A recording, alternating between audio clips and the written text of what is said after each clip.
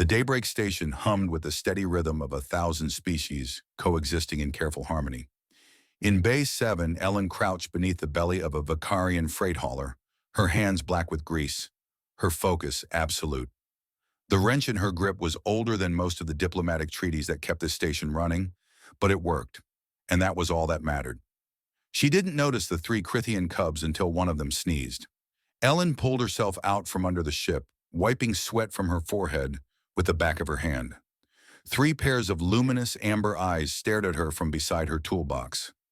Crithians, apex predators from a high-gravity world where pack hunting was survival. Even as cubs, they stood nearly 4 feet tall, their scaled bodies rippling with muscle, their claws retracted but visible. The largest cub, darker scaled than his siblings, stepped forward. "Human Ellen," he said, his translator rendering his growls into passable standard. "I am Korvik. We require your toolbox." Ellen raised an eyebrow. "Do you now?" "Yes." Korvik's chest puffed out. "Our mentor says we must learn to assist the station's maintenance crews. We will carry your tools to the upper decks. There is a coolant leak in Section 12. Ellen glanced at her toolbox. It was a battered metal case, nearly 3 feet long, packed with everything from sonic welders to plasma cutters. It weighed close to 90 pounds. Light work for her in the station's artificial gravity, manageable even in standard conditions. But for Crithian cubs? "That's mighty kind of you," Ellen said slowly. "But that box is pretty heavy." Korvik's eyes flashed. Behind him, his two siblings shuffled their feet, their tails swishing uncertainly. "We are Crithian," Korvik announced. "We are strong." Ellen had worked with enough species to know wounded pride when she saw it. She nodded. "All right then, it's all yours." Korvik approached the toolbox with the confidence of a young predator who had never failed at anything. He gripped the handle with both clawed hands, set his feet, and pulled. The toolbox didn't budge. His siblings moved in, each grabbing part of the handle. Together they strained, their scales darkening with effort, their breath coming in sharp hisses. The toolbox shifted an inch, then settled back down. Ellen watched, her expression neutral. She'd seen this before, not with Crithians specifically, but with dozens of species. The moment when biology met physics and pride collided with reality.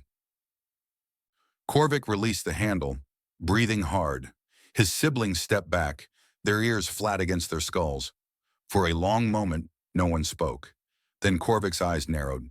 He approached the toolbox again, but this time, he didn't reach for the handle. Instead, he opened the lid. "What are you?" Ellen started. "If we cannot move the box," Korvik said, his voice steady despite his labored breathing, "we will move what is inside the box." Ellen's lips twitched. She said nothing. Korvik pulled out a wrench, a massive adjustable wrench that Ellen used for ship joints. He held it in both hands, testing its weight, then nodded to his siblings. "We carry the tools, one at a time." And so they did. For the next 20 minutes, Ellen watched as 3 Crithian cubs made trip after trip between Bay 7 and the service lift. Korvik carried the heavy items, the wrench, the plasma cutter, the mag driver. His siblings took the smaller pieces, screwdrivers, sensor wands, calibration tools. They worked without complaint, their movements becoming more efficient with each journey, their breathing more controlled. Other station workers paused to watch. A Vicarian pilot chittered with amusement. A human engineer shook his head, grinning, but no one interfered.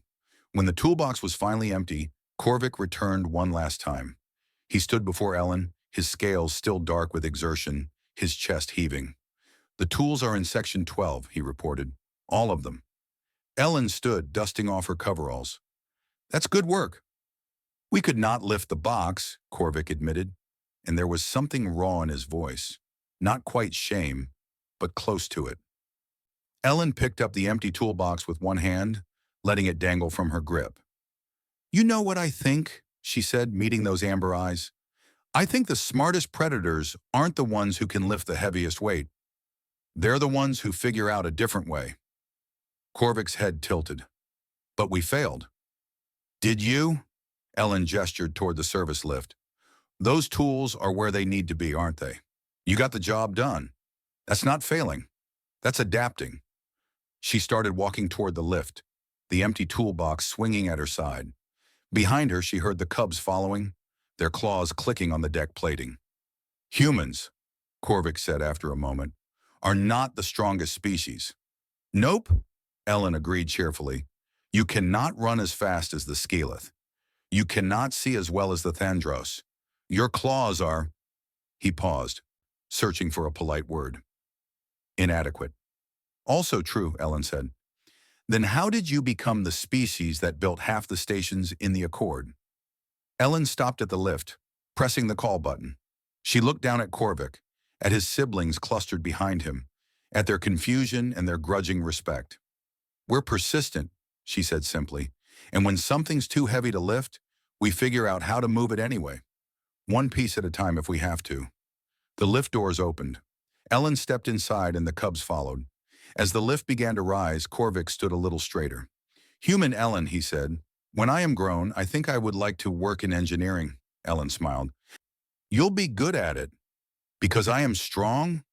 Because you're smart enough to know that strength comes in different forms. By the time they reached Section 12, Korvik was already planning how to organize the tools for maximum efficiency. His siblings were debating the best approach to the coolant leak. And Ellen just smiled and got to work, surrounded by 3 small predators who had learned something about humanity that no amount of diplomatic briefings could teach. Sometimes the heaviest things we carry aren't moved by strength alone.